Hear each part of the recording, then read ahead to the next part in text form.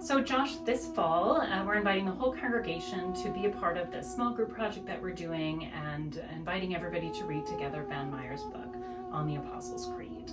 You know that I love this book. I loved it too. It's such a lovely exploration of the creed, not so much the history of the creed or the roots of the creed in some ways, but kind of an exploration of what does the creed mean for us today. Mm-hmm. So even though Ben Myers is able to make it feel very relevant, he actually quotes a significant amount of the folks that we call the church fathers, the early church fathers, right? And so I feel like you can read this book and feel a little bit overwhelmed by how many ancient writers he quotes, especially if you don't know who many of them are. So what you're going to do for us quickly here is give us a little snapshot into each of these of the church fathers. So let me ask you this first before we get started. Tell me the difference between the Apostolic Fathers and the Church Fathers. The Apostolic Fathers were the early Church Fathers, writing in what's known as the Apostolic Age. Okay. So the end of the first century and into the second century is where a lot of those works come from. Give me an example of a... Ignatius would be an example. He wrote letters to the church in the early second century. Okay. Or Clement of Rome. We have a couple of things ascribed to him within the Apostolic Fathers. Okay, so all of the church fathers that he cites in the book start kind of at the late second century. That's right. Right, okay. So, which is the period in which kind of what we have today as the Apostles' Creed, kind of the roots of it come from that period as well. Yeah, its roots are from the second century. Okay. So here we go. So the first one we have here, I brought pictures with me of these fellows, is Irenaeus. Irenaeus. So Irenaeus dates to the end of the second century, and he lived in Lyon, which was in what was called Gaul at the time, the part of the Western Roman Empire. And he's well known for writing a book against heretics, which especially goes after the Gnostics, who were prominent heretics of the time, of the second century. Okay. And he advocated for the gospel, yes, we have today? He argued in favor of the four gospels, right, and only the four gospels. So there were a number of other gospels written in the second century, and they were circulating and being used, and Irenaeus said we should only use these four. Okay. So the next one we have, Tertullian. Tertullian. He's considered to be the founder of theology in Latin. Okay. And he lived in Carthage in North Africa. He was a lawyer and then converted to Christianity and wrote apologies and polemical works in Latin. Okay, great. The next one we have here, this is quite a picture, Hippolytus. Hippolytus. He has the dubious distinction of being the only anti-pope recognized as a saint by the Catholic Church. So tell me what that means. What is an anti-pope? Anti-pope is a rival pope. Okay. It's a little bit anachronistic to call him an anti-pope because he was active in the early part of the 3rd century. He was a rival to the Bishop of Rome. Okay. Who became known as the Pope. But his reputation was redeemed at some point? Yes. Okay. He is known for writing a work called the Apostolic Tradition, which encodes a lot of the practice of the early church. Oh, okay. Probably from the end of the 2nd century when he was growing up was when he fixated on what the church should do in terms of rituals of baptism, the Lord's Supper, and other kinds of things. So not the earliest practices of the church. No. But sort of that 2nd generation and 3rd generation. Or 3rd or 4th, right, of church practices. Great. Okay, here we have Origen of Alexandria. So Origen was a great scholar. Alexandria at the time was a center of scholarship. It was historically a center of scholarship, and Christians in Alexandria had a school, and Origen was in charge of that catechetical school. He wrote a lot of commentaries on the Bible, many of which have been lost, but some have been preserved for us. Okay. He also wrote Against Celsus, which is an apologetic work. And he wrote a famous work called On First Principles, which is theology. Okay. Kind of like an early systematic theology. Oh, okay. So another Alexandrian, Athanasius. Athanasius. known as the defender of the Nicene Creed Mm. against the Arians. Okay. He lived, Nicaea was 325. Mm. He was a young man when that happened and was really defending the Nicene orthodoxy in the later 4th century. Okay. He's also known for his Festal Letter of 367, which is the first writing we have extant that lists the New Testament books, all of them, as we have them today. Okay. Yeah. So that didn't happen until 367. Okay, that actually the canon was really solidified in that It was point. being solidified at that time. And Athanasius is known especially for his Trinitarian theology. Yes, Kind of and understandings of opposing the understanding of Christ that the Arians held right. as sort of a lesser being or Right. a created being. Right. Athanasius argued for the full deity of Christ. Right. So like we're studying the Apostles' Creed this fall, but like the Nicene Creed we know has that great language in it, the very God of very God. That's right. Yeah. So okay.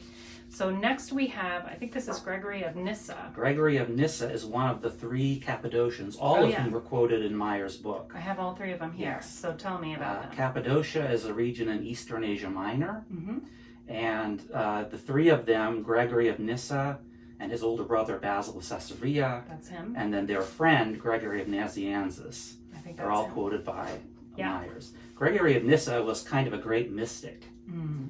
and wrote sort of spiritual works. Mm-hmm. His older brother Basil of Caesarea, Mm-hmm. was a very practical man. He wrote things as well, but he also was known for sponsoring monasteries Okay. and charitable work. Mm. So he was a very able administrator, Okay. and it's kind of a hero of mine for the work that he did. The charitable work. The charitable Not work the that he did. administrative work that he did.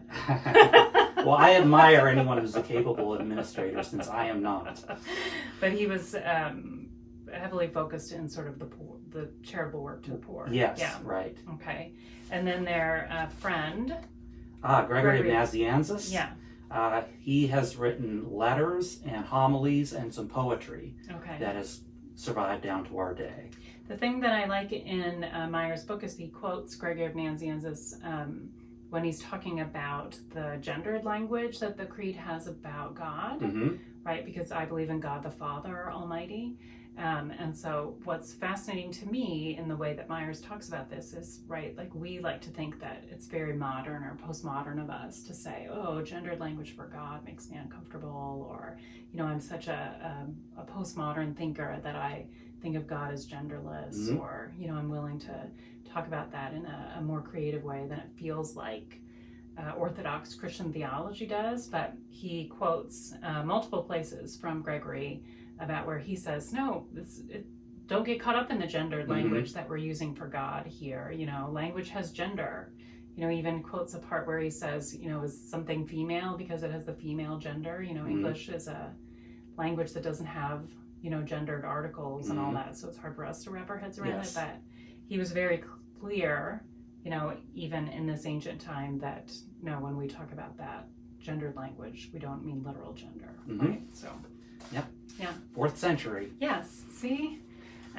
Okay, here we go. John Chrysostom. John Chrysostom. Chrysostom means golden mouth. Okay. He got that nickname because he was very famous for his preaching. Mm. He started out preaching in Antioch and then was called to be Bishop of Constantinople, which was a very big deal because Constantinople was the capital of the eastern part of the Roman Empire. Mm. Unfortunately, he fell afoul of the authorities and some of his other powerful people in the church and ended up being exiled and died in exile. So his story ends a bit sadly. That is but sad. we have a number of his homilies that have been Oh, that were written down and yeah. have been preserved. Yes, they really capture the gold in this Yes. mosaic. Yeah. Okay, here we go. Saint Augustine. Saint Augustine, one of the most influential theologians of all time. Right, Not just the ancient world, but any time. right. He was Bishop of Hippo Mm-hmm. in North Africa. He also wrote in Latin. Mm-hmm. He is famous for his Confessions, Right. which detail his spiritual journey to Christianity. Mm-hmm. A very remarkable book for its time. Mm-hmm. And also for the City of God, which is a very large work that argues that the Christians were not responsible for the sack of Rome in 410, that other people were accusing the Christians of having sort of warped the fabric of Roman society or weakened it from within, and as a result, Rome was taken and sacked. But Augustine argues that this is not the case. Augustine and it takes a lot of pages to do it. Yeah. Augustine is also known for really laying the foundations for our theological concept of original sin. Yes. Right. Yes. And interpretations of scripture that sort of focus on that as well. So that's the interesting thing, especially right in these first few centuries where the church is making that transition from the Bible to theology, right? And sort of these scholars interpreting the Christian faith and moving us into this sort of new Christian theological tradition. Right? So. Great. Okay, I think these are the last two. So Jacob of Sarug. I think that's how you say it. I think so. These are less familiar to me because they're later. Jacob of Sarug was like end of the 5th to into the 6th century. Okay. And I focus more on the earlier ones. He wrote in Syriac, which is a Semitic language. It's similar to Aramaic. And he wrote great poetry, lovely poetic works. Okay. And then Isaac the Syrian. Yes. Interesting thing about him, he was from Assyria, and he lived outside the boundary of the Roman Empire, 7th century. So it's always interesting to me, the writers that are writing outside the Roman Empire, because most of the Christian theology that we're familiar with happened within the Roman Empire, and especially after Constantine, when Christianity was sort of the dominant religion and intertwined with the government and the state. This was not true of the East, outside the Roman Empire. So, can I ask a question? So, as Christianity moved into Assyria, what would the religion have been there prior to Christianity coming into that area? Zoroastrianism was very popular. Okay. Manichaeism got started in that eastern area, although it filtered back into the West as well. Was there a Jewish diaspora in Assyria? Yes, there was Jewish diaspora in the eastern. In fact, the Babylonian Talmud is the predominant Talmud. There's also a Jerusalem Talmud, but the Babylonian one is the one that Jews today use to legislate, understand the law. And so that was developed outside the bounds of the Roman Empire. Oh, that's interesting. Yeah, because when we think of Assyria, it's very biblical, right? That yes. The battles between Israel and Assyria. So that's great. Well, Josh, that's it. We're back to Irenaeus. Thank you so much for walking us through these early church fathers, as we get ready to read that book together.